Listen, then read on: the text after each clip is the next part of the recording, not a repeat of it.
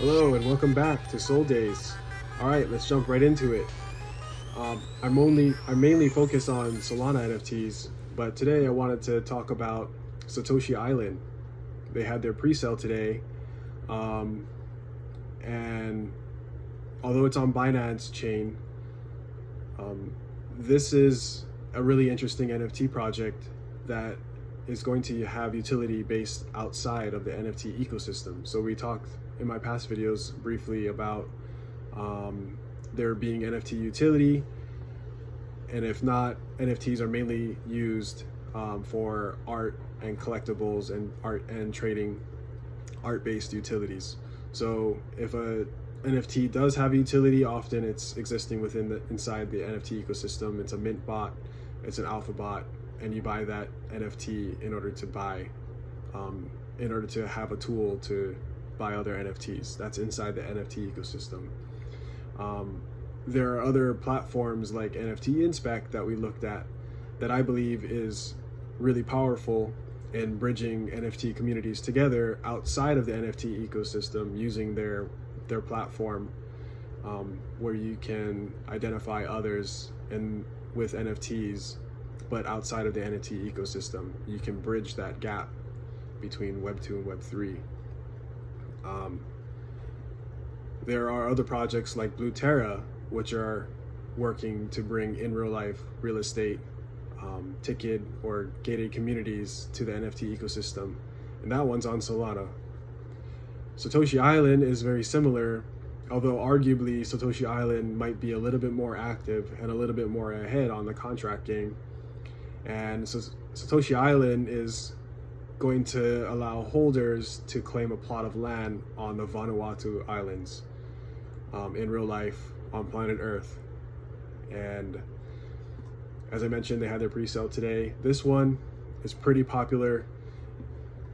It's been a long time, so it's a little hard to keep up with these, Terra and Satoshi Island, but here they are.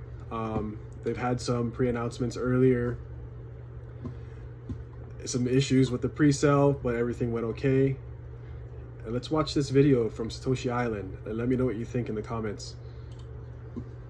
Some really interesting stuff. Satoshi Island, an 800-acre private island in development to become a sustainable smart city, created to be the first real-world crypto economy running exclusively on cryptocurrency and blockchain technologies. The island seen here is located in the tropical paradise of Vanuatu in the South Pacific and is owned and operated by Satoshi Island Limited.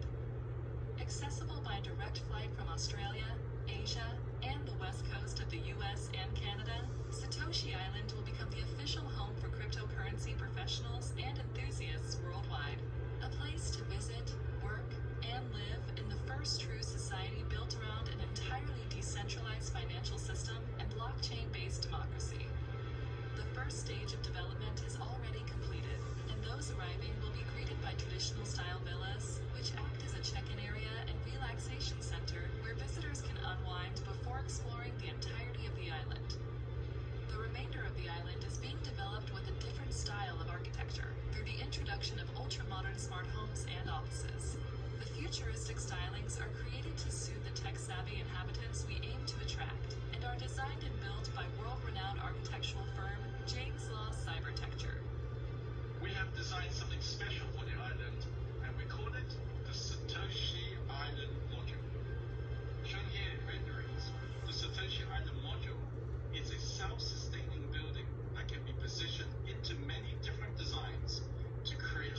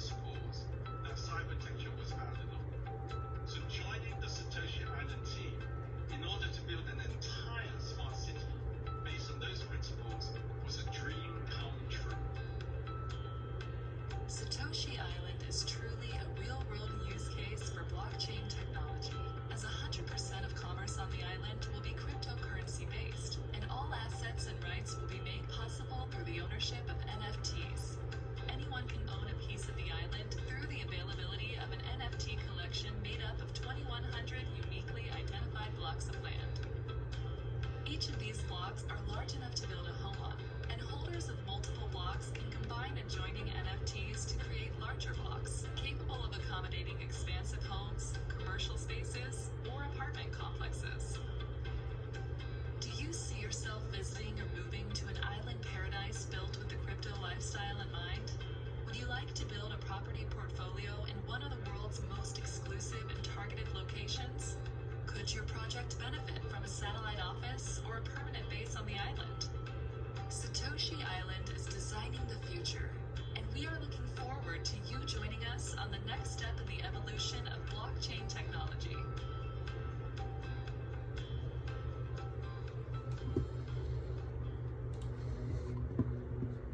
Wow, what do you guys think? What do you think about those SI modules? Let me know. Let me know if you'd live there. Pretty wild stuff. It's pretty exciting. NFTs, they're coming for you. But just another example of how NFTs are beginning to grow. Right. In other news, I wanted to talk about Jack Liu, Magic Eden CEO, being on the Paul Barron Network. Jack Liu had a lot of things to say about Magic Eden's kind of new initiatives, what they're trying to support, what they're trying to do, what kind of message are they trying to send to people who are interested in Solana NFTs. You know, we saw Magic Eden kind of going over a reface on their homepage. They're focusing a lot on gaming. The games coming out on Solana are excellent. And we also see that Jack Liu here in this interview is emphasizing and spotlighting gaming NFTs. And he's expressing why the Magic Eden marketplace is revamping to feature gaming and other projects.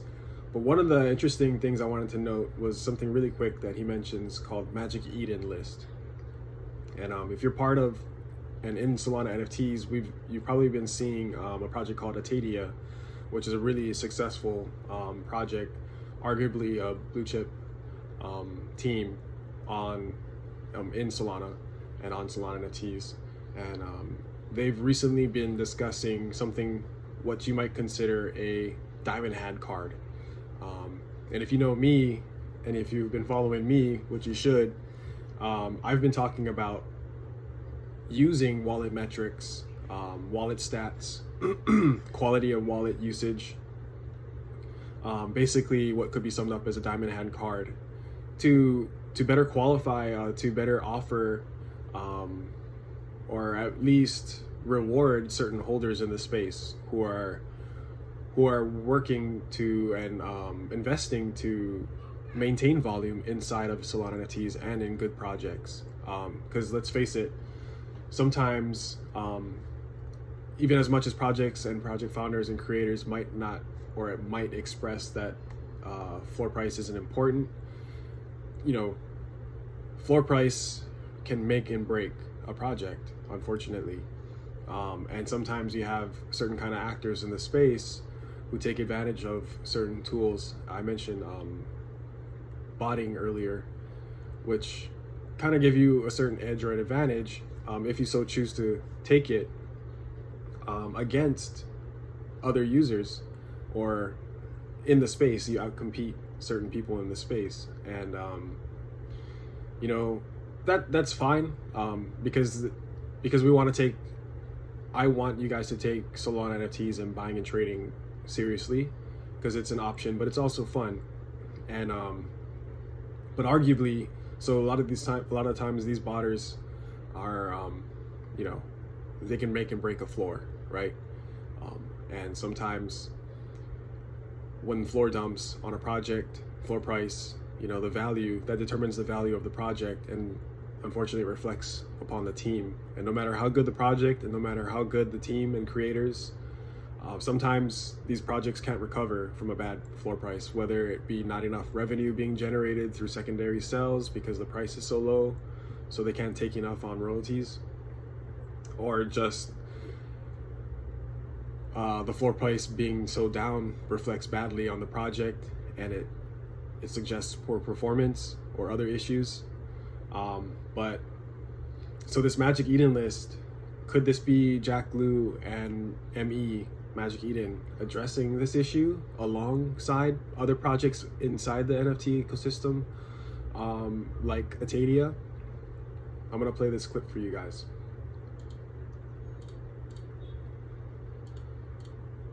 The tools around that to augment this product set. So the other one that we've been really proud to have released recently is called Magic List or Magic Eden List, and it's a way for creators to customize who should be the holders of their NFTs so that they can have a lot more precision and control in the way that they build their community. So for us, we've always seen this ecosystem as having many different players, of which the creator has been a core one, which were, I would say, underserved by NFT marketplaces before. And that's why we want to build tools like Launchpad and others for those creators, and also like kind of serve that would be on the, I would say, like the collectible side, creators of collectibles. So we have Launchpad and Magic List. And separately on gaming, for gaming developers, like for gaming creators, we also have a myriad of other products that we also use to serve them. One of them would be a white label marketplace. So we help those gaming developers build their own NFT trading marketplace, styled in their own brand, integrated into their own game, so that, within the context of their economy, those users can trade NFTs without ever having to leave that context. So yeah, those are examples of why we really focus on creators as well as one of our core differentiators. Interesting, huh? So white label for certain creators, projects, is this gonna alienate and disenfranchise certain creators coming into the space? It's interesting to know and find out how people outside of Solana NFTs, not so active or hasn't yet participated in Solana NFTs, how is this going to benefit them? It could greatly, but it could also at the same time alienate current participants and active users who may not have built such a great history because simply they're trying to survive in the Solana space. If you know anything about Solana NFTs, a big part of it and a lot of the fun is flipping. While I mentioned earlier, I'm one of those who has been asking projects, and I do consider that if projects aren't really looking at wallet metrics, they're not really considering buyers. They're not considering you, in my somewhat unpopular opinion, is that they're not considering new buyers or people investing in their project if they're not concerned about who is buying into this project, who has a history of dumping floor, to put it simply. But that's just one side of my opinion and one side of the argument. I'd be asking projects to look at that more closely, but not all projects will and not all projects have to. And but I also do think that it's also time for participants who have been diamond hands and have been keeping volume in the market get rewarded for it. So there's two sides of this, right? And I just wanted to point that out. But interesting that Jack Lu, CEO of Magic Eden, is also possibly addressing this issue. We also heard some rumor about Celsius and maybe a correlation between the dump in Bitcoin on the 18th or a few days ago, throughout a few days past of Bitcoin. And there's some speculation that FTX spot volume correlates with the BTC dump. So we did see a spike in volume with price increase that may suggest that volume was on a buy side in late July, and we saw a BTC spike in volume but price down, so that might suggest volume in sales increased. So I'm looking at coinpaprika, checking volume on Bitcoin. on FTX spot. What do we know about Celsius? Celsius recently, in the last several months, invested quite a bit in Bitcoin mining, and now, and in the past couple months, Celsius has been under some pretty heavy ice. They're about $3 billion in the hole, and it's not getting any better.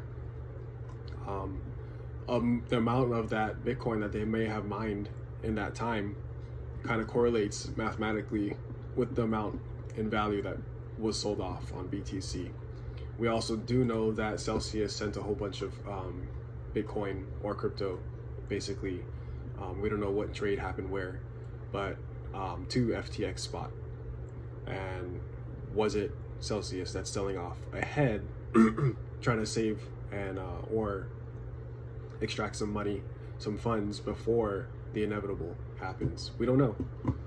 But that's what's going on. That's the rumor. See here in mid-July, there's more speculation that Celsius is going to drop some miners, and that could have corroborated and caused maybe a spike up in buy volume because you're de-risking Bitcoin. And now that it looks like Celsius is under trouble and they're not going to get basically bailed out or derugged, and that it's looking like they want to drop out and maybe salvage whatever left they can in revenue, that produced a sell-off and spurred more sell-offs as a result. See here on CoinMarketCap, we have a couple days ago some sell-offs that caused more massive dumpage. Interesting. But we have people like George from Cryptos R Us talking about FTX, also another one I wanted to point out, bringing more attention to options, expanding on the services of options and leverage trading on FTX.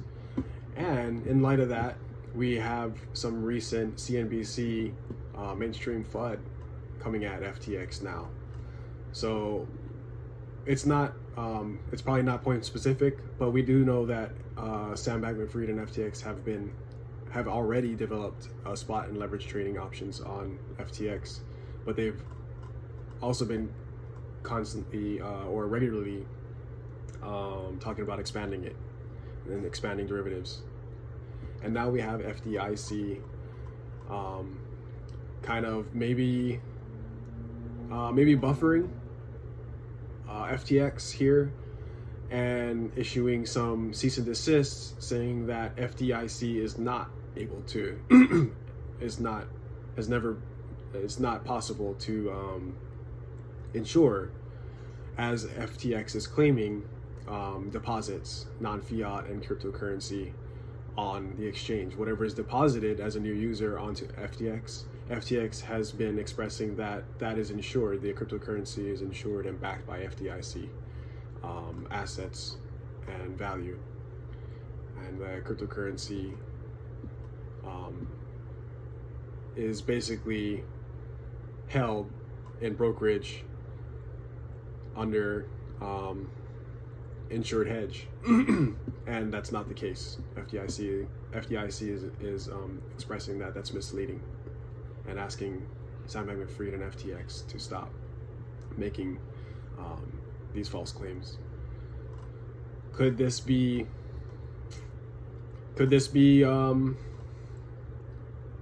so you go here, see here, FDI insured cryptocurrency exchange? It's not possible. But it's also identified as this too, right? FTX is identified as an FDIC insured cryptocurrency exchange on the smart assets list. So what's going on here? Interesting. We don't know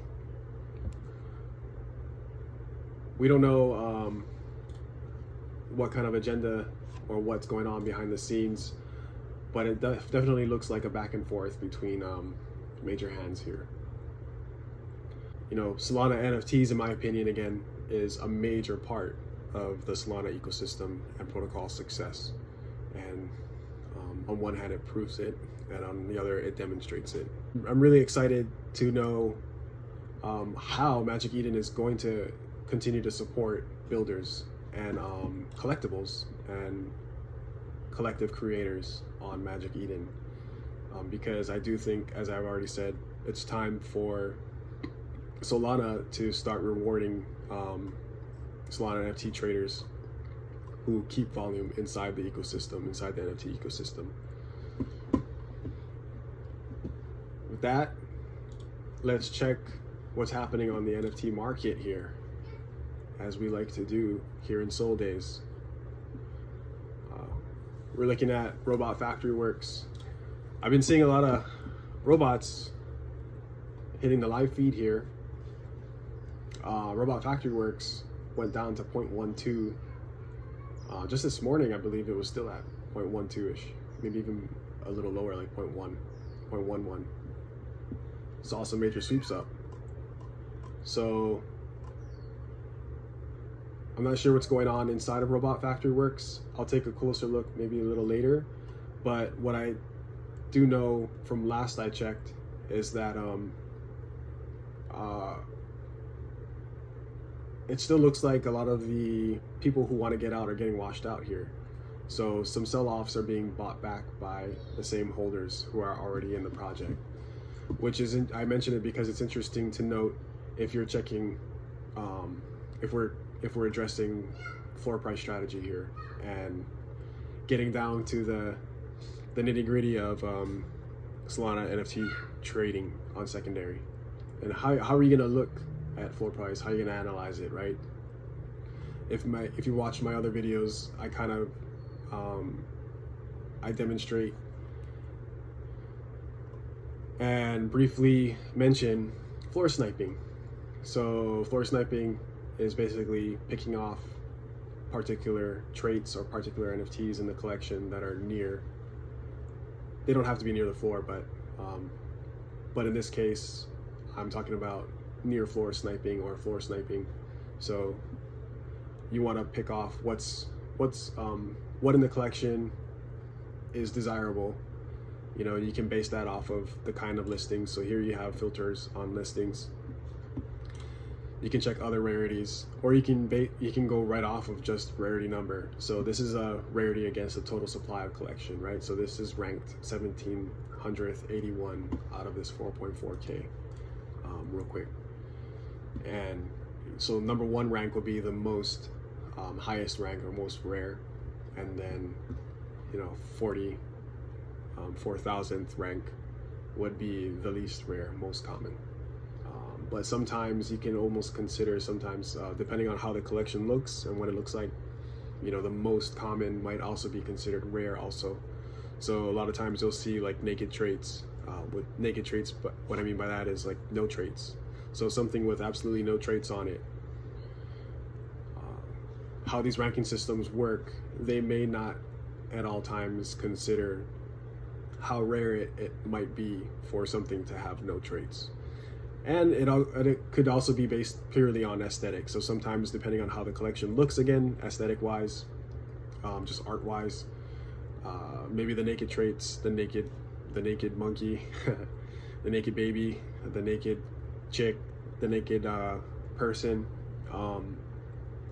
it looks way cooler. It looks better, So that's what would be desirable, and that's what people would be looking for, and it could actually be more rare.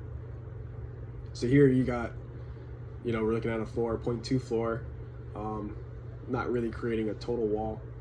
And we got a decent rank here, and then we got a 3-digit rank on a 4-digit collection, total supply. And we see another one here, 915. So sometimes it might be strategy for a project, depending on who's listing, or who wants to strategize the project on behalf of the project team to list rares on the bottom or at floor to encourage some buys, right? Or to break up the floor price. So you want to create some distance between 0.2 and other listings. Right here you see 0.2 going to 0.3. There's not much distance between those two. So if I were to buy a 0.2, I can't really, 0.23 and 0.25, there's kind of deep here. So I'm not going to have a big chance of buying 0.2 and listing at 0.28 and making a good, at least I wouldn't say that's profitable, but what my point is that that's not a good enough spread, right, to make any profit here or incentivize more buys. If I want to buy one, just simply to put it on the live feed so people get eyes on it and see that other people are buying. So sometimes you want to break up the floor. So what would be pretty nice is that you see 0.2 going straight to a 0.28 next right here. And then you have now a pretty broken out floor, which could suggest it's ready to move up, right? But we got so many in between listings from 0.2 to 0.25. It's a long ways to 0.3. So what you would like to see is less here between 0.2 and 0.3. And that's one way maybe you want to look at floor. Quick and dirty floor price strategy there. So we're looking at Otherworld now. I've been talking about Otherworld on the past few days in my videos. Otherworld getting some nice sweeps up. They had some incentive to buy. So if you swept 4 in the time frame that was given in the announcements, you get a free Otherworld Casino NFT. The Otherworld Casino's pretty much started to get built out. They have one game already, the roulette, that's already ready to play and working. The min cost for the other casino NFT is 0.75 Sol. So if you buy about 4 of these, maybe a little under 0.3, it might be somewhat near the cost, right? 0.9-ish would be somewhat close to 0.75, so you could probably sell one off after you receive the casino NFT and break even and get a free Otherworld Casino NFT for free. So that might have been the strategy that people were using. Or we saw a floor sweep from 0.2 up to 0.37 earlier. I'm not sure if it went higher, but now it's pulling back down to 0.31 because I believe that that sweep time frame to get a free Otherworld Casino NFT has ended, and now people are listed off. But nothing's really changed with Otherworld. Still a good community, still a good project, still good art. Everything's still in place. They got the Otherworld Casino already built out, got a game running. Could be a good time. Maybe you want to wait to. I do think that Otherworld floor will continue to pull back here a little bit. The sweepers that bought are probably going to continue to list because it looks like there's still a lot of sell-offs to be had from the holders of Otherworld. And let's look at SoDead. So SoDead dropped down to 0.75 in the past couple of videos again, and it tends to pull up towards the afternoon my time. Let's see what's happening now with it. Yeah, so we're still something similar to Otherworld. We're still seeing a lot of back and forth, people getting in, people getting out. Could be a lot of the same holders already holding, just accumulating here, buying off of listers. SoDead is one that you see active near floor or higher sniping going on. So that is suggestive of a strong demand, in my opinion. So, every once in a while you'll see a SoDead pop up way above floor or somewhere near it. That's really good. If you're coming into NFTs and if you're looking for something to base off your entry, checking, and if you decide and you're doing what I do a little bit, is watching live feeds, live trades, and you start to see some rares or just any parts of the collection getting picked off here and there, and the collection's been around for a little bit, it's a good sign. So we're still saying the same thing with SoDead. And we're also seeing some specific trait sniping on SoDead, so it's not just rares, right? 2100 might be the rarest one on this floor line here, but it's not like, you know, it's still 2100. So if you bought up just a 0.2 difference here, you would have got a 3-digit rare. Maybe they don't like the demon, and that's my point, is that maybe they like this specific trait. Interesting. Okay, so let's take a look at the Magic Eden homepage again. So we got a watch list here. AID gods from Potheads. Another really interesting floor. Here's a good one to look at, kind of what the floor split I was talking about that you like to see. So we go from 0.8 to 0.135 on the first line here. Not bad. We got some in betweens. I recently sold off a few of my ID gods that I got a lot lower than this, between 0.25 and 0.38. But this is a project that I'm watching, and I'm waiting to buy in again. I enjoy this project, so yeah. So this is a artificial intelligence rendered play off of the D-Gods collection, which is arguably and not so arguable, not so debatable, the #1 project on Solana and the leading blue chip. So yeah, and then they have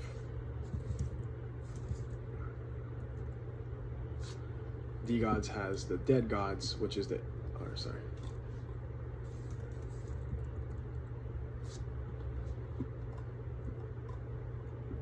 what are they called?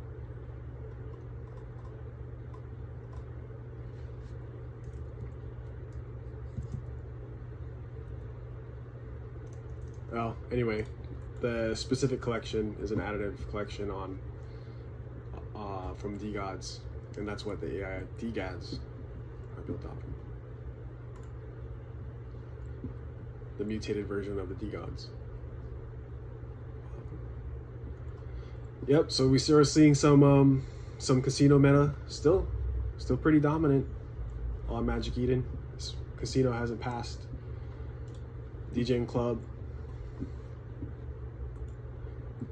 They're building something like a platform, so with Dictators, a marketplace platform. So Dictators are doing something a little bit different than a marketplace platform. They're having a Rasputin, which is like an alpha / audit program. Something like, if you're familiar with the space, there's another project called Alder Mages, and there was Rad Rugs and other projects like that. So it's really a project that's made to docs. Docs means like KYC or disclose personal information to the auditor, and the audited will disclose that information to gain trust that they're, because the space is mostly anonymous. They're basically making themselves non-anonymous, disclosing their personal information, their personal identity behind the project to add another level, a heightened level of security for investors, for buyers. And that's the main utility of Dictators here. So they describe it here. But I think what Dictators is doing a little different, and why their floor is showing mirroring that success, is that they have an in-house marketplace built on Nuke that is acting also like a launch pad. So you would use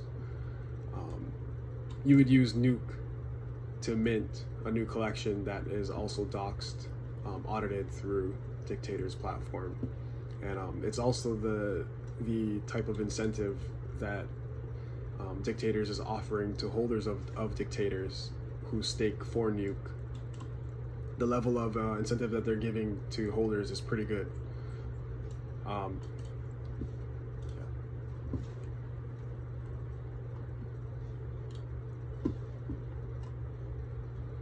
was that?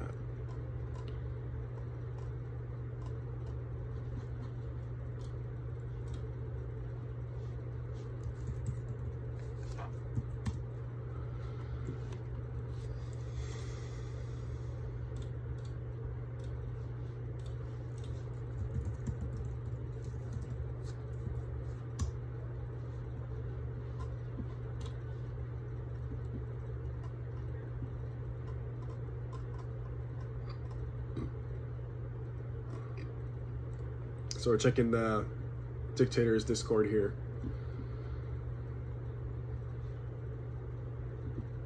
So they offer, like, you know, different kind of discounts by the use of Nuke to mint other projects. Daisuke's was one that is still attempting to launch, but so they're offering profits back to Dictators holders from using Nuke, for using Nuke to mint, for using Nuke to make other transactions on the marketplace, the Dictators marketplace, Rasputin that they're offering, and things like that. Probably for whitelist, raffles, opportunities to get into other mints, other launches that they're gonna feature on their launch pad. So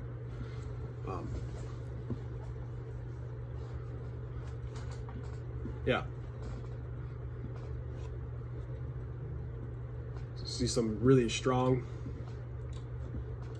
response from the community in Dictators, and that's reflecting this 0.8 floor here, where just a few days ago it had dipped down to 0.5, and a few days before that, about a week before that, it was hovering between 0.2, 0.3, went back down as low as 0.1, 1.5-ish, 1.8 at one point, but it shot up and has been mostly above 0.5, 0.6 in the past several days. Good stuff from Dictators. Now I pulled up GrimzDAO because I've been seeing the Grim scales pop up on the live feed here. It's interesting because this is a derug, or this project was rugged. So Rug talked about it earlier, but you know, pretty much creators, founders, they dug out in the project, either drained the wallet, dipped out, emptied out the project, deleted whatever social media was attached to it, and we're gone. Happens in NFTs, not just Solana.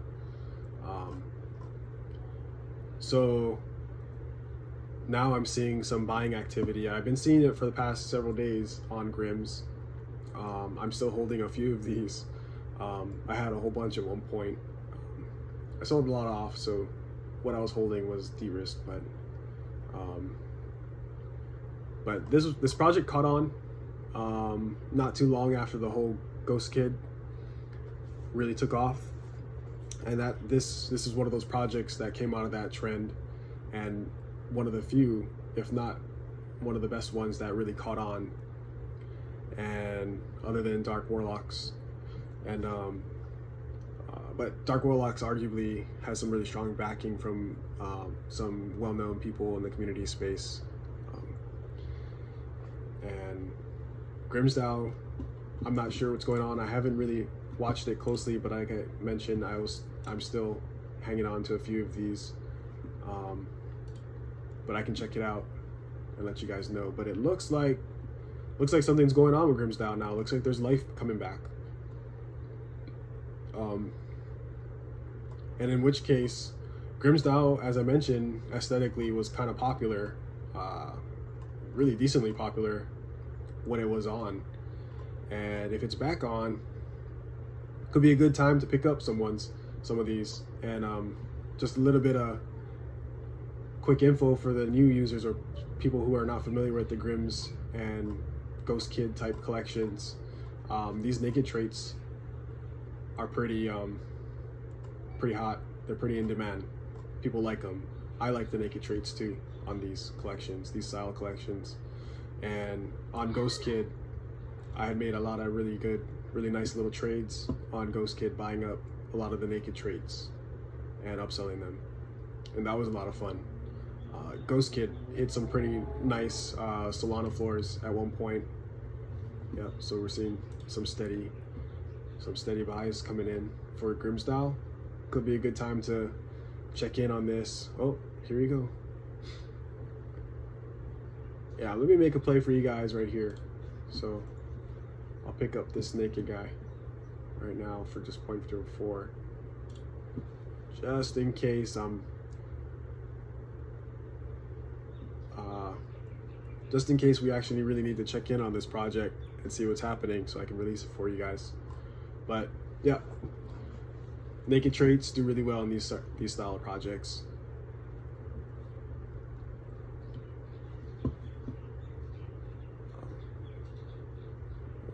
So here you go. Here's the guy we just picked up on the live feed. Royal Reapers still coming in. I think it's about time we did some research on Royal Reapers.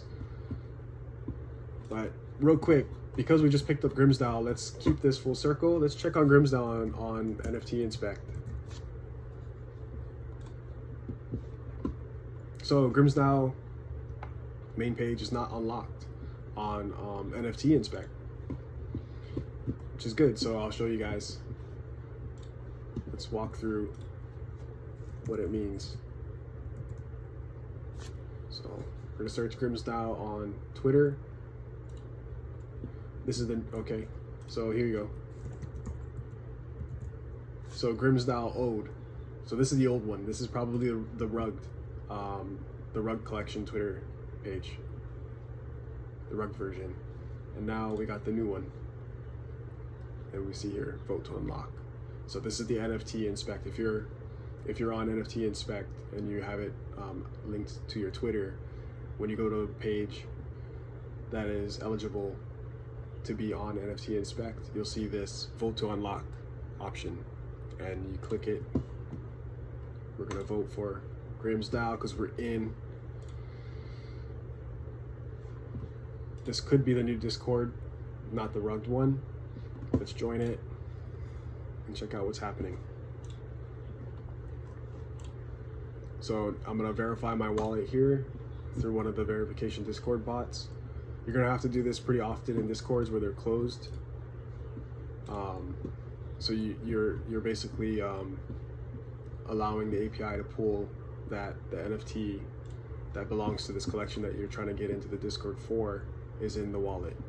It is in your wallet that you're accessing the Discord with. So we verified that way.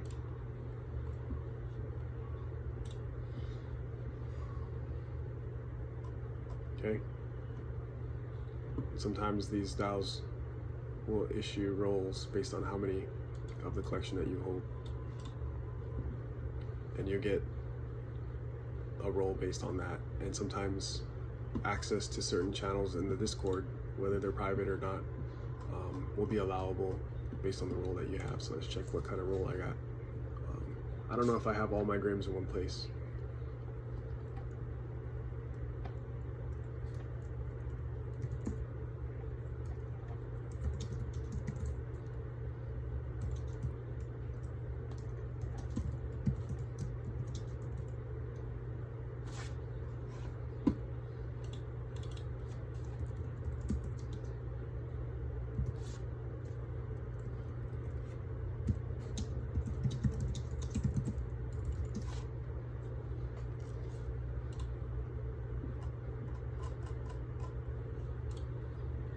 I am not even verified yet, so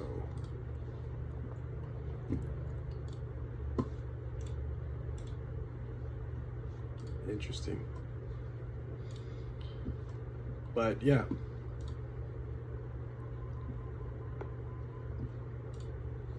So hop in the community, say what's up, find out who's derugging, and looks like Grim Dreamer is Tonga, and is Tonga the one building this project back up. So this is Tonga. Let's go, Tonga. Okay, so maybe he has an attachment to his Twitter so I can find out. So we share these mutual servers on Discord. He's in Blue Terra. Blue Terra is a really interesting project. They're looking to offer actual real estate back, ticketable by owning an NFT from the Blue Terra collection. You get a plot of land basically in some exotic location. I don't remember. If it's like El Salvador or something, I have to check again. But Tongalu, is he Tongan?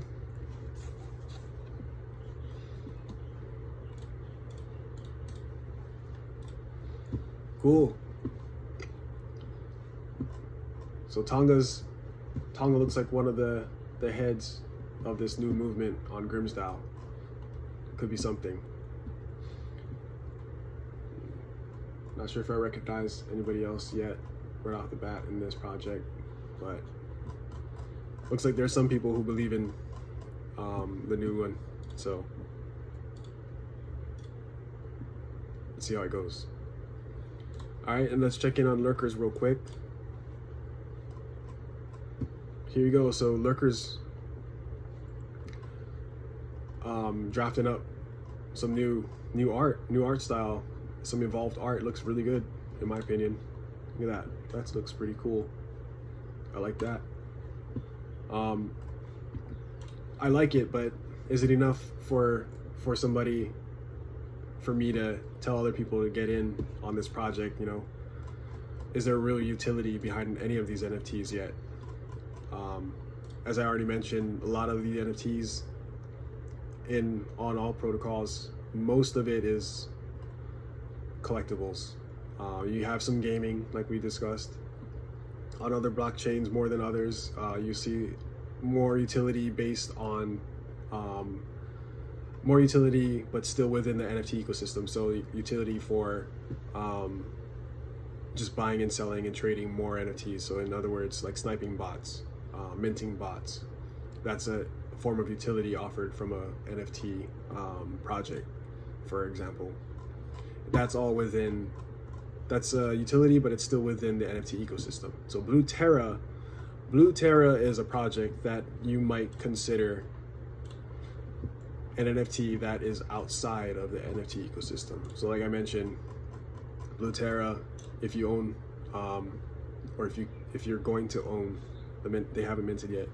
If you're going to own a Blue Terra NFT, it's designating a spot of actual real life real estate in a real life location on planet Earth. Yeah. All right, that's all for me and Soul Days. Have fun, trade safe, and enjoy. Bye.